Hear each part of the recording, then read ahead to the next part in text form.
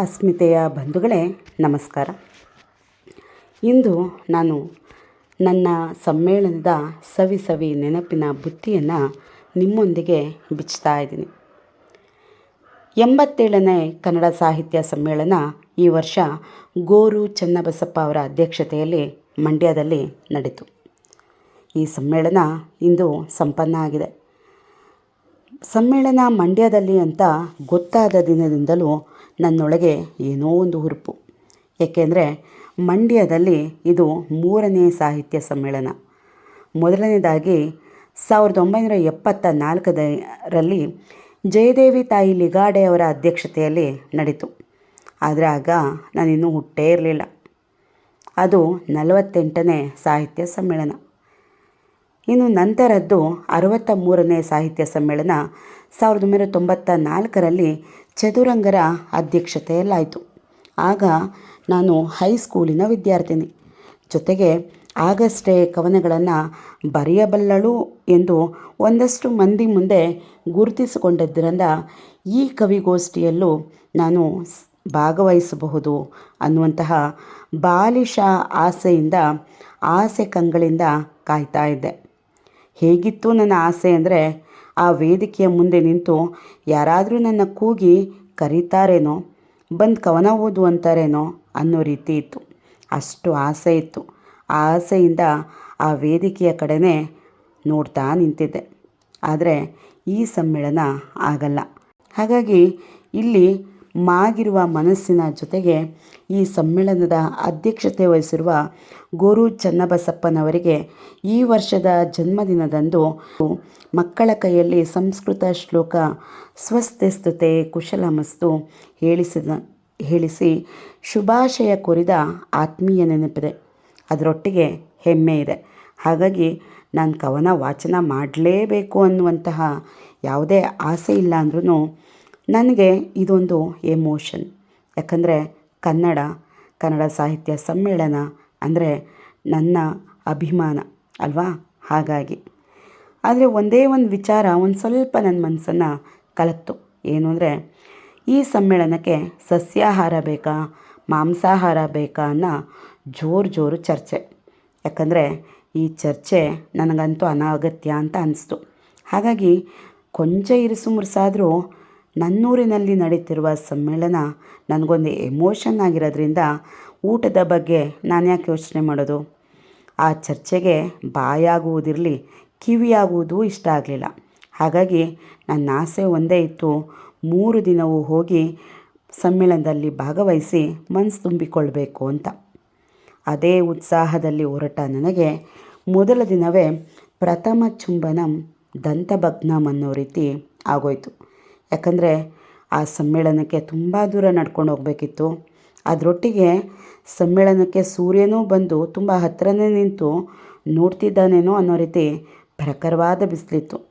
ಜೊತೆಗೆ ಬಿಟ್ಟೂ ಬಿಡದೆ ನನ್ನನ್ನು ಕಾಡುವಂತಹ ಡಿಸೆಂಬರ್ ಜನವರಿಯಲ್ಲಿ ನನ್ನ ಅತಿಯಾದ ನೆಂಟಸ್ತನ ಬೆಳೆಸುವಂತಹ ಕೆಮ್ಮು ಕಾಡ್ತಾ ಇದ್ದಿದ್ದರಿಂದ ಸಂಜೆನೂ ಹೋಗಬೇಕಾಗಿದ್ದ ನಾನು ಜ್ವರದಿಂದ ಬಳಲಿ ಆ ಉತ್ಸುಕತೆಗೆ ಬ್ರೇಕ್ ಬಿದ್ದು ಅಸಹಾಯಕಳಾಗಿ ಮನೆಯಲ್ಲೇ ಮಲಗುವಂತಾಯಿತು.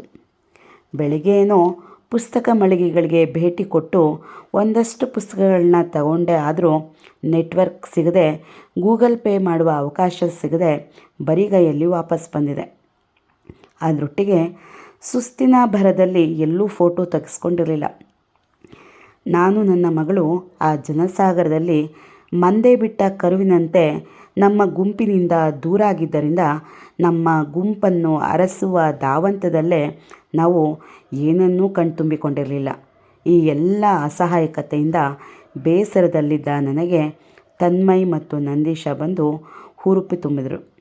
ನಿಶ್ಶಕ್ತಳಾಗಿದ್ದ ನನಗೆ ಹೆಗಲಾದರು. ರಾತ್ರಿ 7ರ ಸುಮಾರಿಗೆ 3 ಜನರು ಹೊರಟೆವು. ಮೈಸೂರು ಬೆಂಗಳೂರು ರಸ್ತೆಯಲ್ಲಿ ಜನಸಾಗರವೋ ಜನಸಾಗರ ಕಂಡು ಮತ್ತೆ ಭಯವಾಯಿತು. ಮತ್ತೆ ಅಷ್ಟು ದೂರ ಹೇಗೆ ನಡೆಯಲಿ ಅಂತ ಚಿಂತೆ ಕಾಡ್ತು.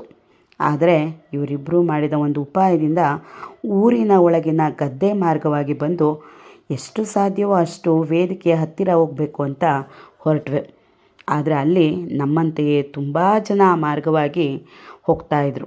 ಹಾಗಾಗಿ ಅಲ್ಲೂ ಒಂದು ಜಾತ್ರೆಯ ಸಂಭ್ರಮ ಮನೆ ಮಾಡಿತ್ತು. ಆ ಕತ್ತಲಲ್ಲೂ ನಗು, ಕೇಕೆ, ಹರಟೆ ಇವುಗಳ ಮಧ್ಯೆ ದೊಡ್ಡ ಜಾತ್ರೆಯೇ ನಡೀತಾ ಇತ್ತು. ಆದರೆ ಒಂದಷ್ಟು ದೂರ ನಡೆದ ಮೇಲೆ ಒಂದು ಸಮಸ್ಯೆ ಎದುರಾಯಿತು.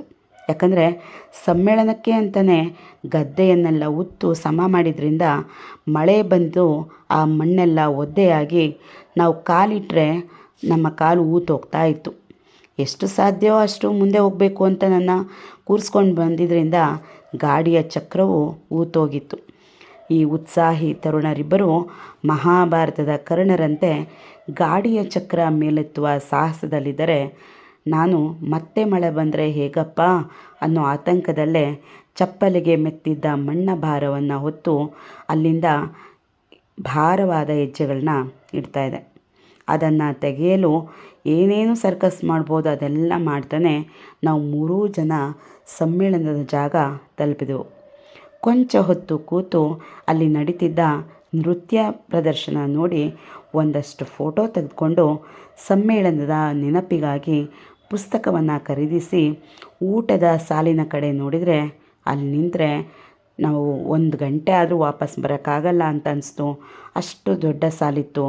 ಅಲ್ಲಿ ನಿಲ್ಲುವ ಶಕ್ತಿ ಸಾಲದೆ ಮತ್ತೊಂದಷ್ಟು ಓಡಾಡಿ ಆ ಗಾಡಿ ಚಕ್ರಕ್ಕೆ ಅಂಟಿದ ಮಣ್ಣೆಲ್ಲ ತಗೊಂಡು ನಾವು ಹೊರಡುವಷ್ಟರಲ್ಲಿ 10 ಆಗಿತ್ತು. ದೇಹ ಸುಸ್ತಾಗಿತ್ತು, ಆದರೆ ಮನಸ್ಸು ಮಾತ್ರ ಸಂಭ್ರಮದ ಗಣಿಯಾಗಿತ್ತು. ಹೀಗಿತ್ತು ನನ್ನ ಸಮ್ಮೇಳನದ ಸವಿ ನೆನಪಿನ ಬುತ್ತಿ.